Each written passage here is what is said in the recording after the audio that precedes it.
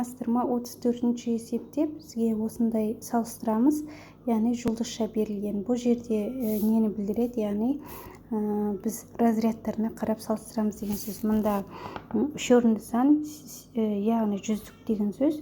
Яғни мұнда 8, мұнда 2. Яғни 8 үлкен 2-ден. 8 жүздік 2-ден үлкен болады.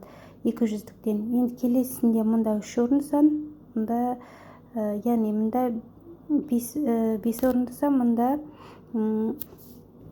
мұнда 4 орынды сан. Демек, мұнда мыңдық, мұнда 43 мыңдық, мұнда 4 мыңдық. Демек, мұнда үлкен болады. Яғни 43 мыңдық жағы үлкен болады. Келесі, мұнда 6 орынды, мұнда 5 орынды саны, әрине 6 орынды саны үлкен болады. 172 мыңдығы үлкен болады 17 мыңдықтан. Келесі, мұнда 9 мыңдық, мұнда 2 мыңдық. 9 мыңдық 2 мыңдықтан үлкен болады. Келесі, мұнда 5 орынды сан, мұнда 4 орынды сан. Әрине 5 орынды саны үлкен болады. Келесі, ол айтпаса да түсінікті 1 миллион үлкен болады. Бұл сандардың жұлдызшаның орнына кез келген санды қойса да, осылары үлкен болады дегенді түсіндіреді.